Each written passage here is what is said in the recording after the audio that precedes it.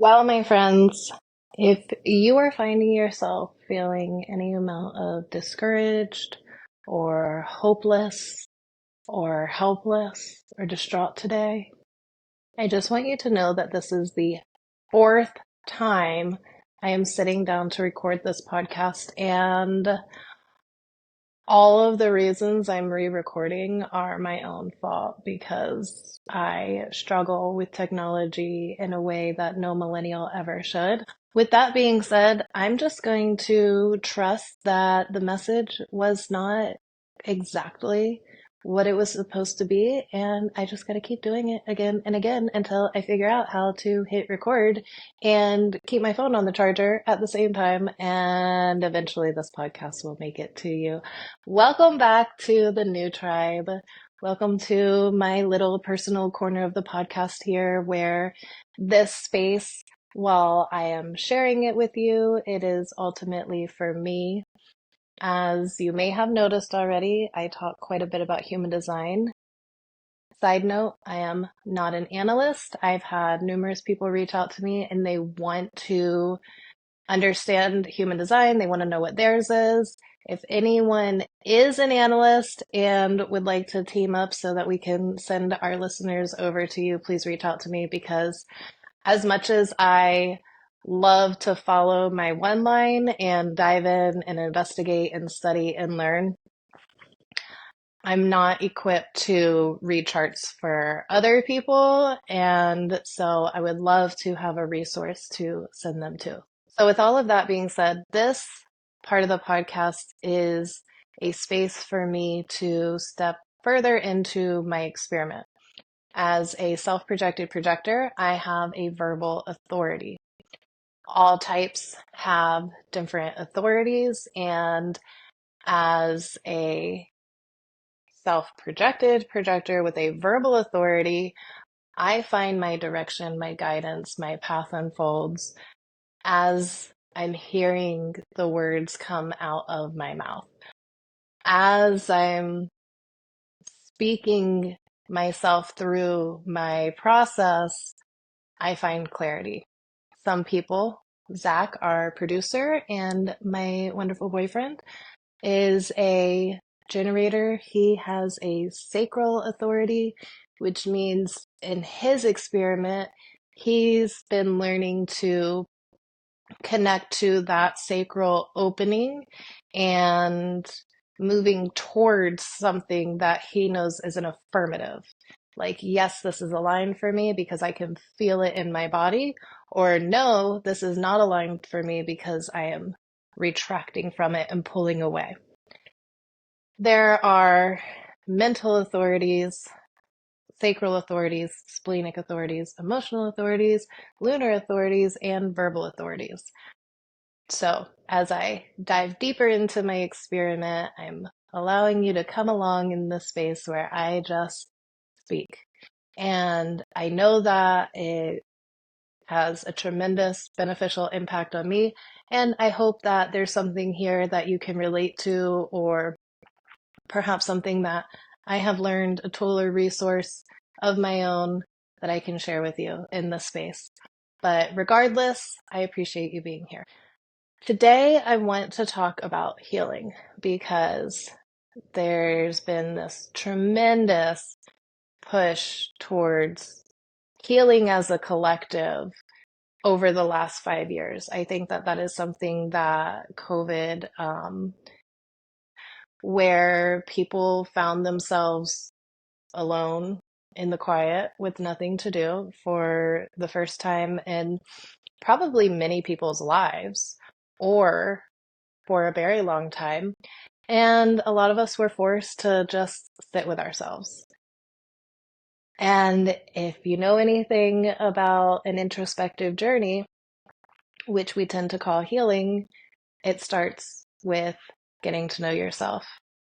So I've been amazed at seeing this big movement towards healing, acknowledging our traumas, understanding them, and working through them. But I want to talk today about, like, what is healing? How do we heal? because I think that there's this misconception that I'm going to acknowledge the childhood trauma of my father knocking me around and the sense of fear and lack of safety that that instilled in me. And once I acknowledge it in whatever way is necessary, I'm going to be released of the burden of carrying this trauma, and then it will leave me and I will never have to deal with it again. That's not really exactly how it works to some degree, and in some ways, yes, we let go of the tension associated with the experiences that had a traumatic impact on us. However, the version of us that lived through that experience still exists as an infinite being inhabiting the human experience. Everything that we experience will stay with us. In my own journey, coming from a violent, drama-filled, trauma-filled, chaos-fueled childhood, I learned a lot of negative coping mechanisms. The people pleasing, taking care of everyone, going out of my way above and beyond to try and establish a sense of security and love and protection for those around me when it was never asked for, it was never invited, but it was what I was seeking because it was lacking. And as the oldest daughter in the home, that maternal role rested on me in a big way. So I was trying to essentially self-soothe and constantly, like with like building a sandcastle with wet sand, because it's just going to continue to just, water will always find its level. And when there's more water than sand in the sandcastle you're trying to build, it's always just going to flatten to level. And so I was putting this tremendous amount of energy into trying to establish this sense of security for the external world around me, my loved ones, especially my siblings, and then later my children. But what I did not realize was that I had to do that for myself. I had to invite myself into my own process, into my own experience, in order to be able to establish the boundaries that actually did give me security. And within those boundaries, by upholding them within those boundaries, by honoring them, I was showing myself love. And love and security and being protected, overtly protected, was exactly what I needed as a child. And I tried to do that for everyone but myself. So I'm very excited to see a lot of what we are collectively moving towards, this concept of a healing journey, because just like within a family unit, the stronger, the more whole, the more fulfilled, the more secure and loved the individuals within the family are, the stronger the family unit itself is. And the same is true for us as a community, as a society, as a collective at large. The more grounded and connected to our sense of self, where we truly receive our love from, the stronger we are as a whole. And there's just an innumerable amount of information out there that we can look at to see the insidious ways that external groups have put into action efforts to sever us from that connection to self, whether it be through just the way that our culture is established, whether it be through the way that our culture is established and how we exist. We today live a more individuated life than ever before.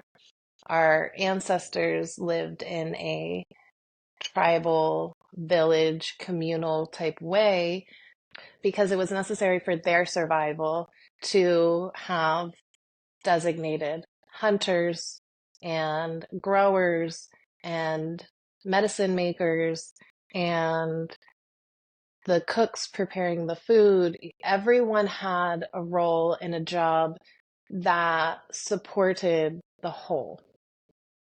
And we live in a world today where we really don't have to rely on one another too much so long as we can pay the convenience fees, right? We can outsource our food production. We can outsource educating our children. We can outsource our health. We can outsource all of our material needs for building and our clothing. Like, we really don't have to do anything, which means we don't have to provide anything.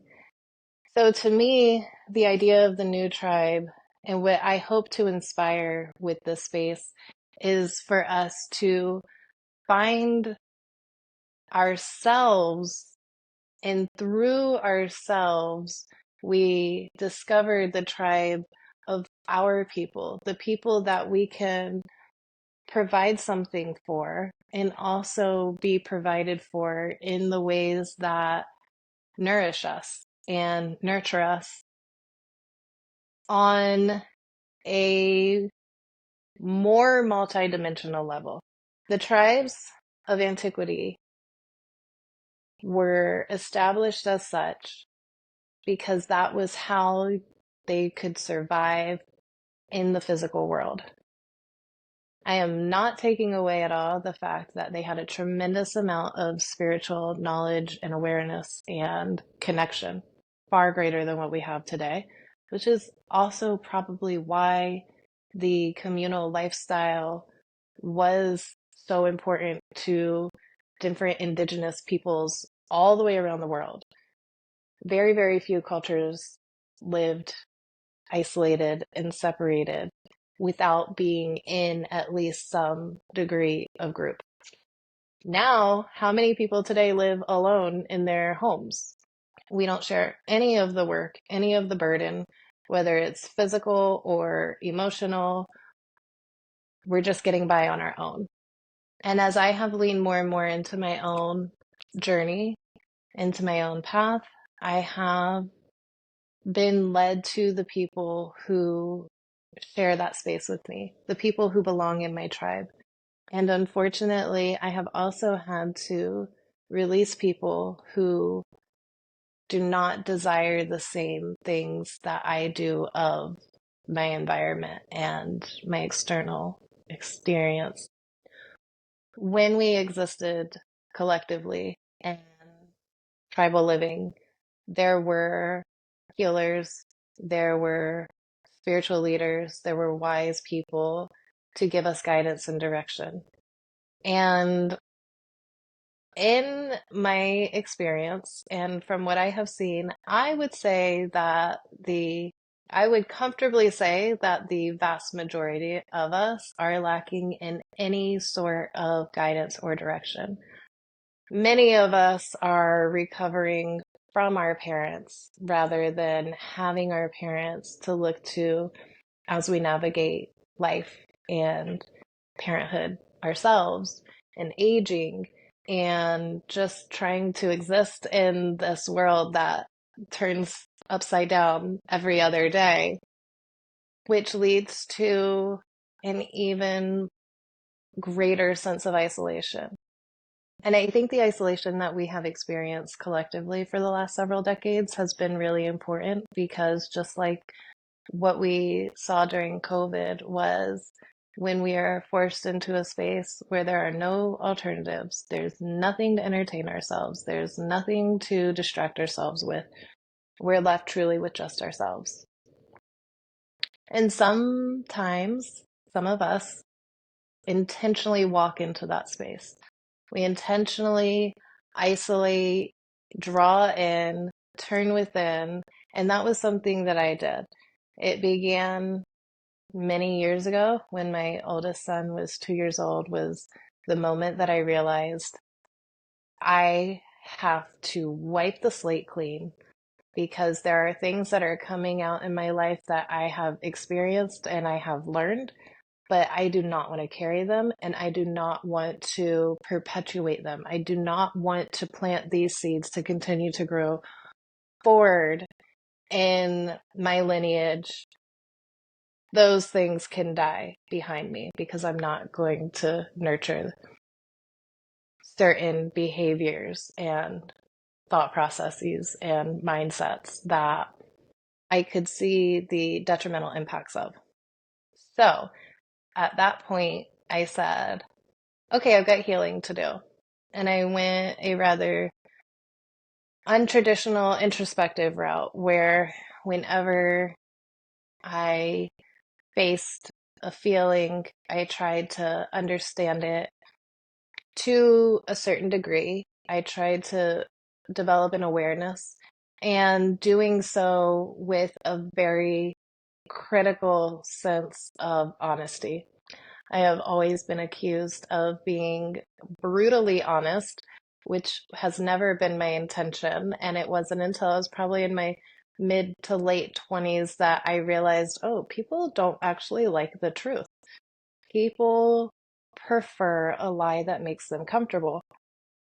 And when I realized that, I discovered it was like a huge curtain opened in front of me, and it's like, oh my gosh, no wonder I have met such resistance throughout my life when I've just been trying to be clear and concise and honest. Because from my perspective, as a child growing up in a home with emotionally stunted and undeveloped parents who lacked tools and resources of their own, I witnessed objectively so many encounters where a misunderstanding or a miscommunication very quickly devolved often into violence.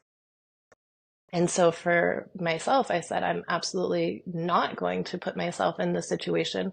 I am going to become a very clear communicator. I am going to become very direct. I am going to make sure that I am understood and that we can reach clarity. Whoever it is that I am experiencing conflict with, like we will find clarity so as to avoid ending up in these situations. And when you, as it turns out, by design, are one to really be geared towards communicating, verbally communicating. Let's just put this all on the table. I'm going to say what I need to say. You say what you need to say, and then we'll just figure it out. We'll work it out, and then we can move forward. And I spent so many years just conflicted and confused at why I'm struggling because my intentions are only to get us into a better place. My intentions are only to establish a connection that we can move forward together through. But it wasn't for a number of years that I realized that most people do not want that level of openness and they do not want that level of honesty. They do not have that level of honesty with themselves, which is step one. You cannot tell the truth to a person who is lying to themselves. You will always be the villain or the bad guy because when their energy goes into avoidance and convincing themselves that something is not real or it doesn't exist, whatever the case is, and you come in and you're like, actually, no, this is real, this does exist, and we need to talk about it, then you become the source of the problem. Because if everyone else in the family or the community or the friend group or whatever it is all silently agree to ignore the issue, then you're the only source of the issue when you won't ignore it. So, boy, was that truth bomb shocking for me when I realized people would much, much prefer to be told a pleasant lie than a harsh truth, which I am the complete opposite. I am like, please give me your most honest opinion. And which is why I have found it tremendously difficult because people, often women in my family, will say, I don't know what you want. I don't know what you want from me, because they're reacting from a space of shrinking and retreating and trying to protect themselves. I don't know what you want me to give you. Whereas I'm just like, please just give me the truth. Whatever is in your mind. Tell me how effed up I am. Tell me how messed up you feel my actions have been, or my intentions have been, or whatever, because we will never find clarity if we don't understand what's happening. You're living inside of your own world, and I'm living inside of my own world, and they clearly don't match. And the only way we can get on the same page and be in the same place is if we communicate it. But I digress. So, step one of healing is you have to get tremendously honest with yourself. And if you cannot find a space to communicate your truth or what you understand to be the truth with the other people who are closest, who may be involved or who may have an impact, you have to, even if you do have that, you first always, always have to get honest with your own truth in yourself, because I guarantee that somewhere in there you also have your own vulnerable part that is retracting and pulling away and trying to protect itself. And only through having the courage to even step onto this path where you become very truthful with yourself do you then begin to navigate inward, where you will find those parts protecting the vulnerability that part is a result of whatever traumatic experience was had. And only through embarking on the journey of healing oneself do we eventually come to discover that there is actually nothing to be healed. As I began to acknowledge the duality of my being, such as I am a human being, I am a physical embodiment, I have this body that needs to be cared for and nourished and exercised and all the things. Like, my body is my pet, right? I have to take care of it. It's the only one I get. And when it gives out, this run is over. But I am also the spiritual being. And FYI, I don't get hung up on the semantics or logistics of what is the spiritual and does it physically reside in the body, or is it just connected to the egoic mind, the physical awareness? Or that's not really, while I do find that to be a really fascinating point of pondering, it's not really what matters in the end. In the end, what matters is that I am two beings sharing one experience. And my belief is that as a soul, the greater being, the part of me that transcends this earthly realm, the part of me that came into this life to have these experiences in order to further a journey that my physical mind, my physical body, my egoic consciousness has no memory of. I believe that I came into this life with an awareness and acceptance of all of the things that I was going to experience in this physical reality. My soul knew that I was going to come into a home that was volatile and unsafe. My soul knew that the beginning of my life journey was going to demand a tremendous amount of strength and faith and connection, and that whatever experiences I had, I knew I was going to have them. And I had enough faith in my ability to be in those experiences and carry on that I chose to come into this life that I have come into. And the more I began to look at myself as these two symbiotic beings that were sharing this experience in life, the more I began to realize that I could do all of the things that I was faced with. I could do anything that I was faced with. I could face it back. I could overcome it because I chose it for myself. Because when my soul agreed to be born way back in the 80s, as my kids like to remind me, I was born in the 1900s, to be born into the life, into the circumstances, to come to a very young family, a very unprepared set of parents. They had no idea what they were doing. I do like to believe that they were doing the best they could with what they had, given the time they were living in.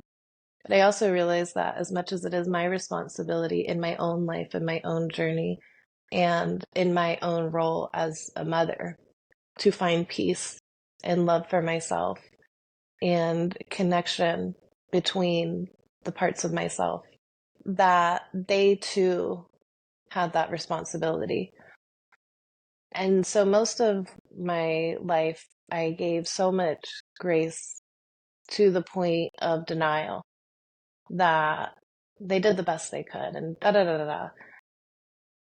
But eventually I came to understand that you get to a point in your life where you're not a kid anymore. You're not a teenager anymore.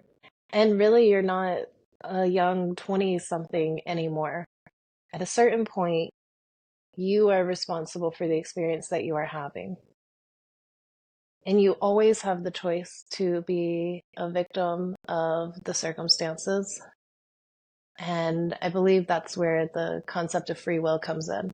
Because even though my soul knew the things that was going to happen in this life when I stepped into this role, I also have the free will of every single moment to respond to those things however I choose. I can allow myself to be defeated and I can sit down and I can stay in that one spot for the rest of my life and I can go into an autopilot passive mode. And my sister said this years ago about our mom, and it just is, she just nailed it. She said that she is a passive participant in her own life. And if that's not true for so many of us, where we just stopped, we stopped trying, we stopped living, we stopped desiring, we stopped expecting, we just stopped. And in that space, we just exist. We go to work, we pay our bills, we get our cheap thrills, we fall into this consumerist lifestyle that falsely gives us a sense of joy or status or anything, but we stopped connecting to ourselves. We rather pretend that the parts of us that are reclusive and vulnerable and scared aren't there. We'd rather pretend that the experience that those parts of ourselves had never happened. And we live in such a deep state of denial that we allow it to damage and diminish the relationships around us. And I am very familiar with that as the black sheep of the family who wants so much to acknowledge the things at hand, because I am a type of person who I have been often referred to being brutally honest. And sometimes people wear that as a badge of honor because when they are given the label of being brutally honest, they lean into the brutal aspect.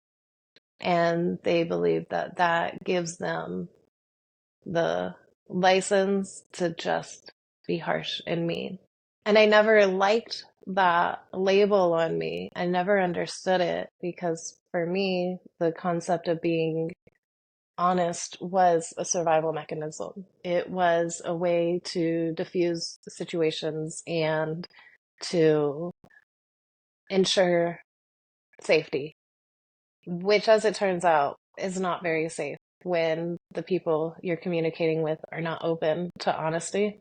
I now am surrounded by people who value the fact that when they speak with me, they can always trust that I will tell them the truth, the full truth, and that my truth never comes with the intention to harm. My truth only comes from the perspective that I have and a deep respect and reverence for honesty and truth in general.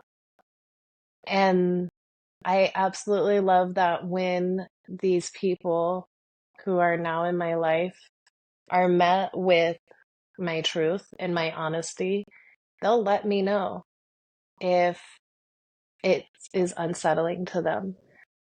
One of my dearest friends, who I met by the grace of God, we were put as roommates together a couple years ago when we went to yoga teacher training. And we remain connected to this day. I think if we go 2 weeks without talking on the phone, we're looking for a sign of life. And she'll open up to me about the trials and things that she's navigating at this point in time. And home ownership is a big one. And I ask her, I say, can we reframe this? And then I share with her the honesty and the truth that I see. And sometimes she's like, I need to sit with that and really feel into how I feel about this. And sometimes she immediately is like, yep, you're dead on. And this is something that I'm avoiding within myself. And how incredibly fulfilling are these relationships where we can build them upon honesty, not from the concept that we're using the truth to hurt, but we're using the truth to shine light and to share light and to build from. So the first step in this process towards healing is becoming lovingly honest with yourself, regardless of how the truth looks, regardless of how it makes you feel. Can you embrace the truth just for what it is?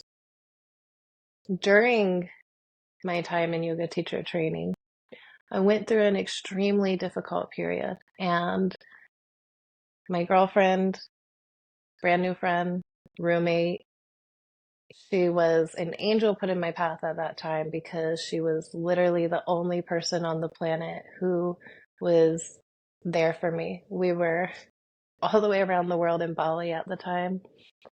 And she had absolute objectivity towards my experience because we didn't know each other from anything other than that moment. And being in such an open space, my mind was able to retrieve memories. And these memories were that of sexual abuse from my maternal grandfather as a child.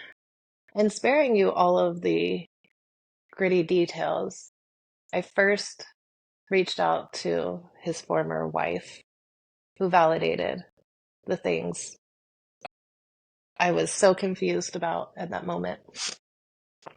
And then I reached out to my siblings. None of us were particularly surprised because he has a reputation. But as my brother put it, it felt like a nuke had gone off in our family. And I don't want to go too deeply into all of it, but the important parts are when faced with this truth and this reality, first, my mom chose to avoid. Actually, still to this day, she chooses to avoid. She will not acknowledge that there was ever time or opportunity, even though we all know that there was. She will not acknowledge any of the other people who have also accused him of these exact same experiences. She lives in a state of intense, tremendous denial to the point where I now no longer feel like she is a safe place for myself or my children.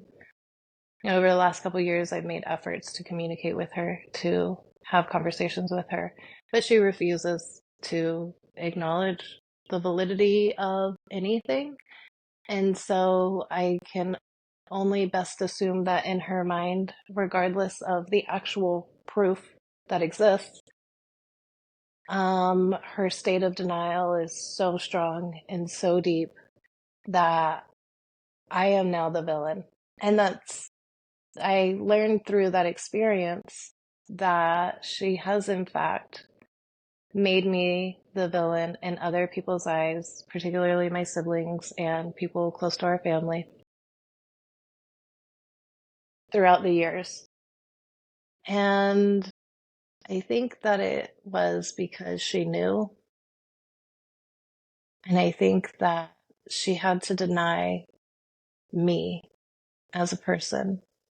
If she could convince herself and everyone else that I am a difficult, unreasonable, over the top, exaggerates, whatever kind of person, then when eventually this did come to light, she could already be justified in ignoring it. And there's no part of me that was able to deny that once I started to see the way that my siblings also reacted to this news.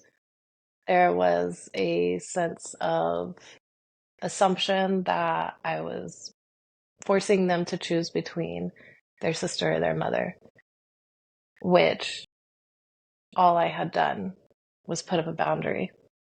I drew a line and I said, I can no longer be responsible for putting energy into these relationships because I've been building this sandcastle out of wet sand for all of these years. And if you're not going to help me build a structure that we're both safe inside of the container of our relationships, then I can't do it for us. I recognized that my focus needed to become primarily myself and my children, and that my family of origin could no longer be the thing that consumed so much of my emotional energy. That was a truth I had to face. I had to face the part of myself that felt like I was abandoning my siblings because ever since I was a child, it was my assumed responsibility to protect my siblings from the chaos and the violence going on. I always took my younger siblings and we would tuck ourselves away in the farthest corner of the house we could whenever the fighting was happening and things were going on. And I would try my best to distract them and give them something else to focus on, an activity or telling them stories or entertaining them in some way so that they had less awareness of what was happening outside the door. And I had to allow that part of myself, that little girl that was the protector. I had to be honest with her. I had to be honest about her job. It was never her job. to begin with. And to allow her to feel safe enough to put it down.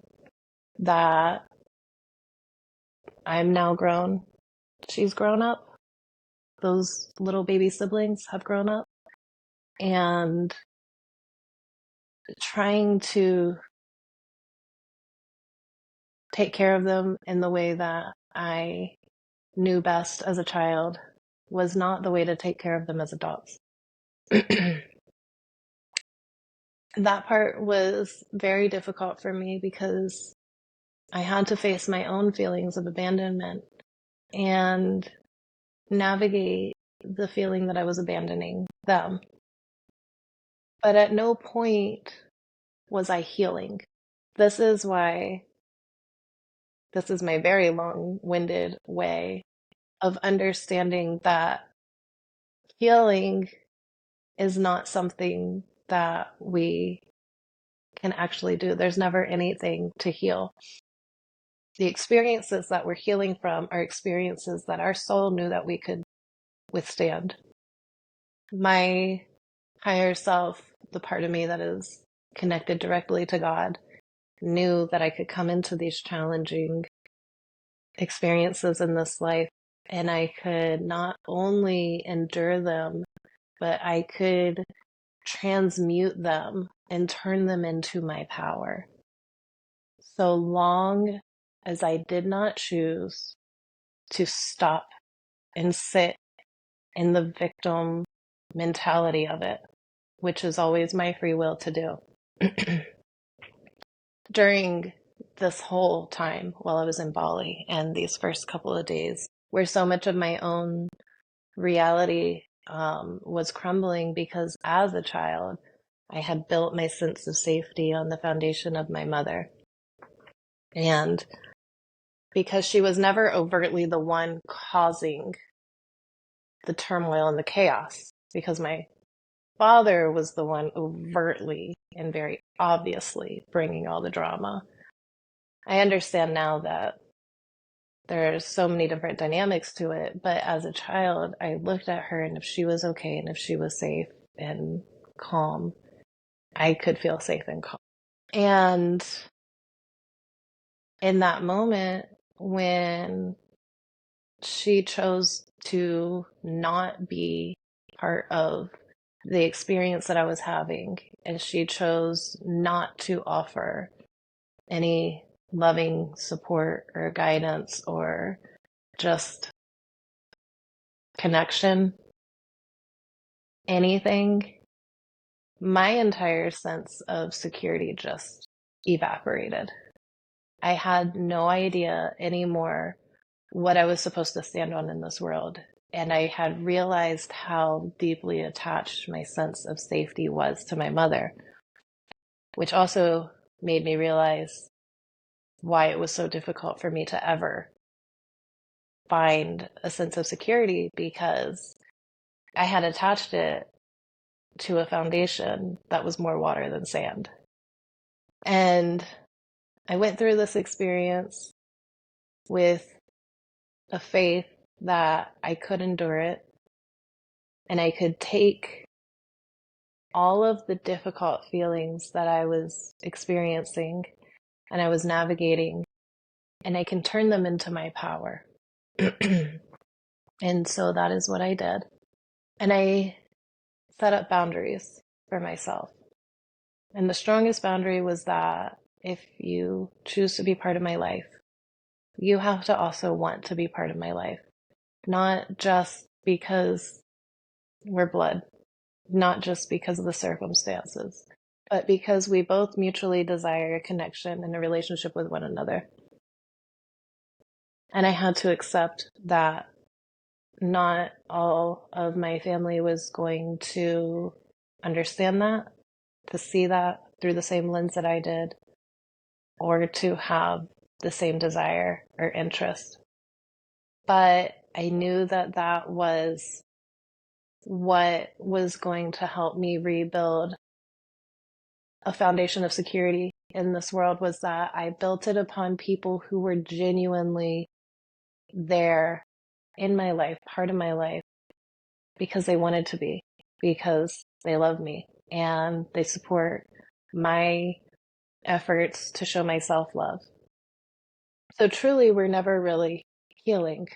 We're finding deeper, more hidden, tucked away parts of ourselves to show love to.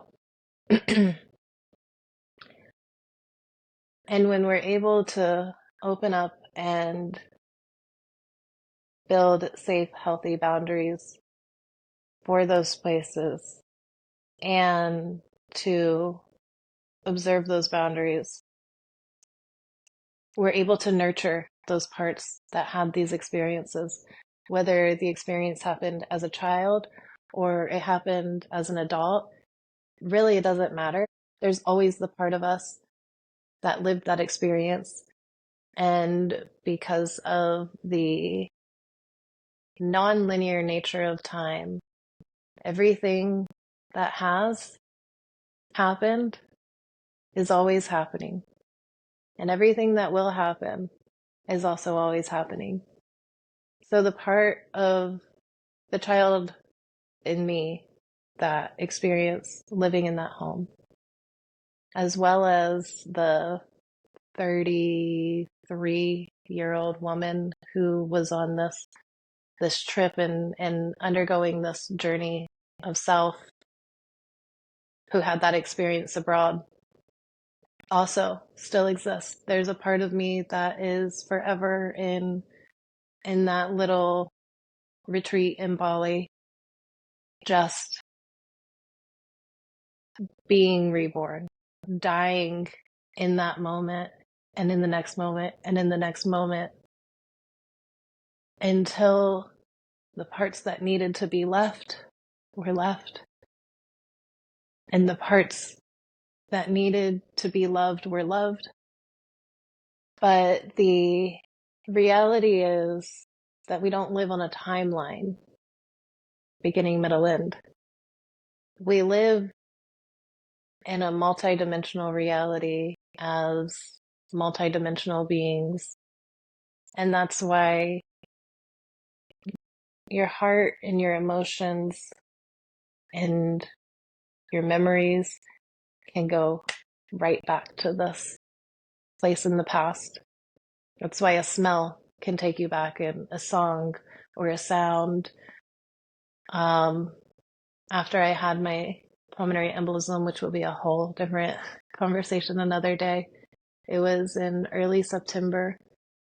And it wasn't until the 1-year anniversary that I realized how much emotional burden I carried from that experience, until I saw that golden fall light again. And it was right around the anniversary, and the cycle of nature took me right back to that moment.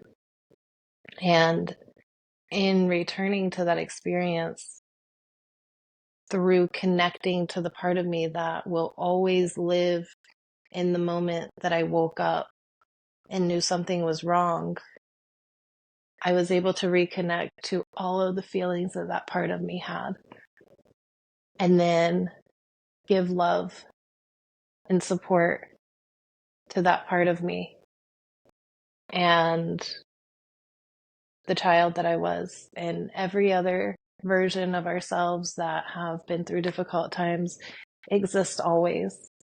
And when we deny them, we shove them deeper into the recesses of our self, our psyche, our body. And they live on and they fester, and sometimes they manifest as disease. I had that experience through carrying childhood trauma that became the sexual abuse trauma, became chronic reproductive issues, which then eventually led to a hysterectomy, which then eventually led to pulmonary embolism, which I credit really as like my moment of reckoning, or my awakening, if you will. And that was about 5 years ago. And what I can share with you today, unequivocally, is that none of the parts of myself from the past or from the future need to be healed. None of who I am needs healing and repairing or fixing. All of my parts need love and support and nurturing and security. And I would bet that that is the same for all of us. If you're seeking healing, I invite you to take a moment, take a break from trying to fix yourself and seek love. Ask yourself, what does it mean to me to be loved?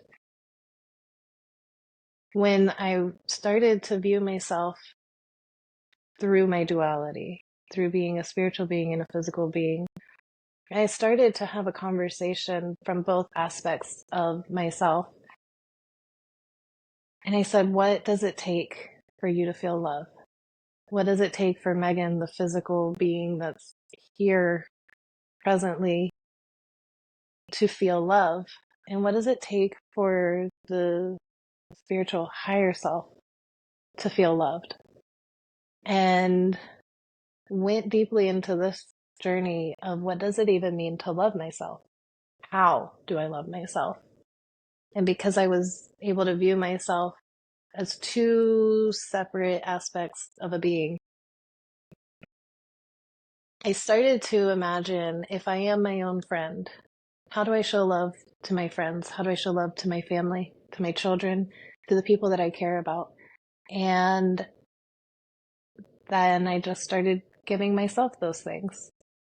One of the biggest things, which coming back to my human design, once I learned that, I realized why it was such a foundational thing for me, is that loving myself looks like giving myself grace and space to rest, taking off the pressure of productivity, taking off the pressure of expectation that I need to do more and I need to do more and I'm never doing enough, but allowing myself to do what I'm capable of doing. And in that space, I found when I allow myself rest, I'm able to accomplish all the things that I do need to accomplish, because I do still exist in real life and we have to do things. What I found was I was able to accomplish them much more efficiently, much more joyfully, and I ended up in a place of much more fulfillment rather than the resentment that I felt towards myself when I was putting pressure on, you may not stop or rest until you accomplish blah, blah, blah, blah, blah. But without allowing myself space to rest, I was bogged down and I was moving slower and I was making more mistakes and just kind of creating this negative snowball effect for myself. And going back to my human design, that was reflected in my projector nature, that we just need a lot of rest. And so I had discovered that love for me from myself looks like giving myself the space to value and prioritize my rest, which has then translated into my relationships, where I am now able to teach the people around me that I receive love by being given the space to rest. This is how I love myself. This is what love looks like to me.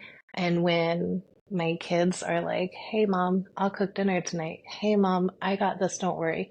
You look tired. Why don't you rest? Because they now are capable of acknowledging it in not only me, but also in themselves.